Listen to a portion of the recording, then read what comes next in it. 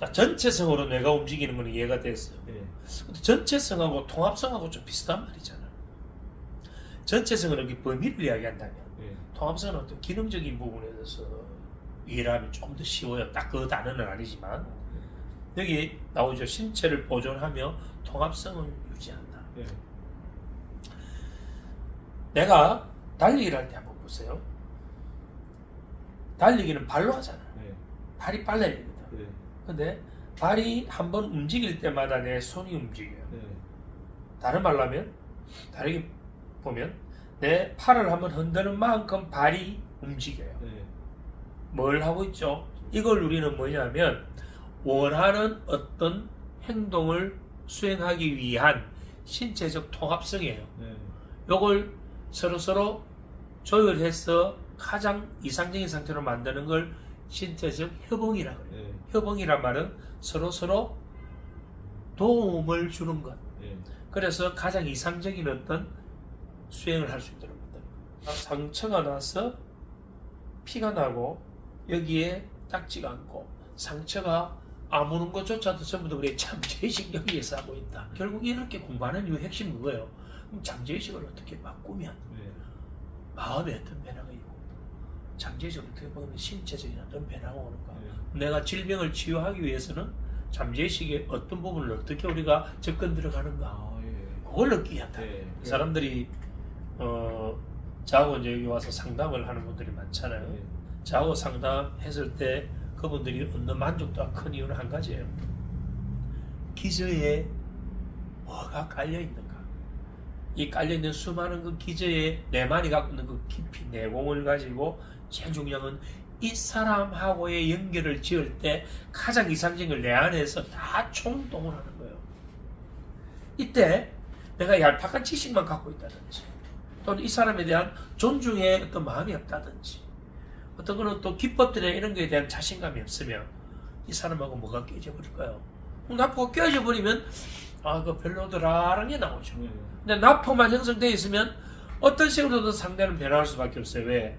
나포는 영향력을 행사하는 것이고 네. 내가 갖고 있는 그 에너지를 내가 갖고 있는 어떤 뭔가 가치를 그 사람 안에서 일어날 수 있게 만드는 그게 결국은 뭐냐면 내 안에 전체 어떤 이런 통합할 수 있고 전체적으로 만들 수 있는 능력입니다. 네. 정서의 영역. 네.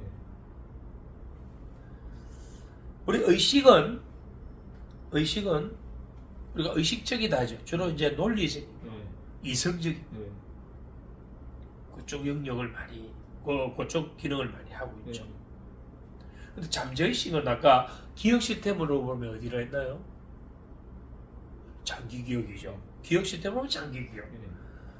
다시 이제 들어가서 보면 우리가 하는 모든 학습과 경험, 새로운 작업, 정보는 뇌에 들어올 때 언어로 부화돼서 저장된다. 네. 거기에 뭐를 묻힌다? 정서. 정서가 버무려졌다. 네. 정서가 버무려져서 들어간 기억은 오래 남는다. 네.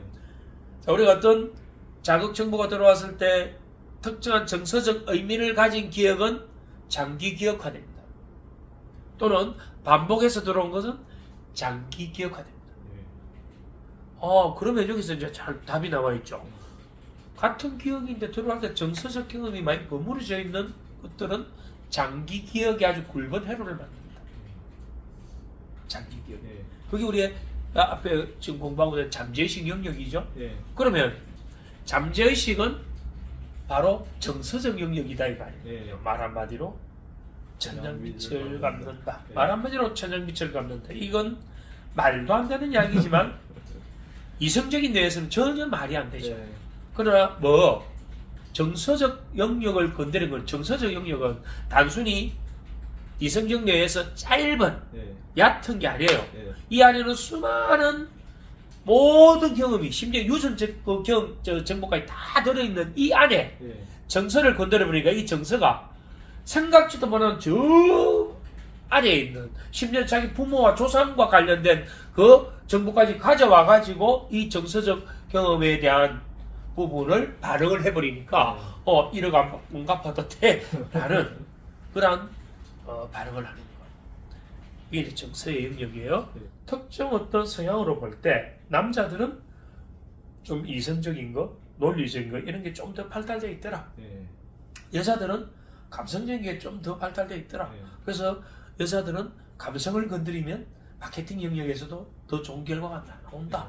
그렇게 본다면 그 성별로 그러한 어떤 특성을 갖고 있는 부분에서 그러면 남자들은 의식적 비중이 조금 더 높을 수 있고 여자는 잠재의식 비중이 좀 더 높을 수 있다. 이렇게 볼 수 있는 거죠.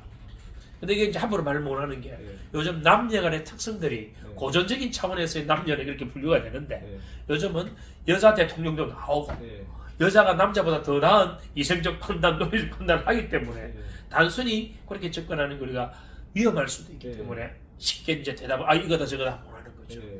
그럼에도 불구하고 기본적인 어떤 특성들은 있거든. 그렇다면 만약에 여자들이 감성적인 부분에 좀 더 거하다면 여자들의 그 감성은 어디서 나오는가? 잠재의식이죠. 그러면 그럼 여자들이 이 잠재의식 영역이 더 크다. 그럼 여기에 대해서 우리는 또 다른 접근이 가능하잖아요. 그러면 여성들이 어떤 새로운 어떤 창조를 하는 데 있어서 감성적인 창조하는 데 훨씬 더 뛰어난 그게 있을 수 있겠구나. 뭐 디자인을 하나 하는데 뭔가 하나 또 소비자들의 어떤 마음을 땡기는데 남자보다 여자가 더 뛰어날 수 있겠구나. 만약 그 특성을 가지고 전제로 설명한다면 말이에요.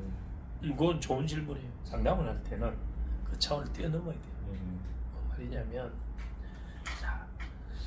어떤 사람들이 자기의 문제를 그냥 말을 하는 그 순간 뭐 하고 있는가를 잘 들여다보면 자기 눌려있는 감정, 해결되지 않는 걸 지금 언어로 표출시키면서 해소하고 있는 거예요. 감정 해소를 하고 있잖아요. 근데 그 상담사가 거기에 대해서 일일이 해석해주고 거기에 대해서 방향을 위험한 거죠. 그럴 때는 이분은 지금 말하는 과정에서 자기 그런 뭔가 자꾸 해소하고 존재감을 확인하려고 하는 거구나 할 때는 제일 중요한 게 뭘까요? 경청해주죠. 해주고 공감해주고 피드백해주고 그래서 계속 맞장구 치주고 그게 최고의 그 사람에게 맞는 대응 방법이죠. 그럼에도 불구하고 아까 이야기했던 거는 소재는 또 재밌는 거예요. 남녀의 이런 부분들의 차이가 있다라는 어떤 근거를 가져와가 그런 관점에서 볼 때 여성의 잠재의식을 건드린다면 이러한 효과를 얻을 수 있습니다라고 들어간다면 그것도 또 다른 하나의 제목을 뽑을 수 있겠죠. 완전한 감성적인 뇌도 존재하지 않고 완전히 이성적인 뇌도 존재하지 않습니다. 이건 사람에 따라서 서로 배분이 다른 거예요. 근데 특정한 어떤 상태를 만드는 거. 자, 예를 들어서 남녀 간에 한참 어떤 교제를 하는 과정에서는 이성적 뇌가 작동된다라고 거기서 이야기하기는 상당히 어폐가 있죠. 물론 이성적인 개입 안 될 수는 없죠. 들어서 서로 교제를 시작했다면 저 대상의 뭐 조건은 어떻는지 외모는 어떻는지 저 사람의 학벌은 어떻는지 성격은 다 이성적으로 개입을 하고 있죠. 그렇지만 그 과정에서 이성적인 부분도 개입을 하지만 잠재의식적인 그 감성적인 부분도 영향을 크게 미치고 있다. 당연하지. 그러면 거기에 내가 이 사람에서 좀 끌려 들어가는 게 이게 내 이성적 판단에서 만약 저 사람이 재력이 참 훌륭해. 그 하나가 내게 꽂혀가지고 그 사람한테 끌려갔다면 이건 이성적인 거죠.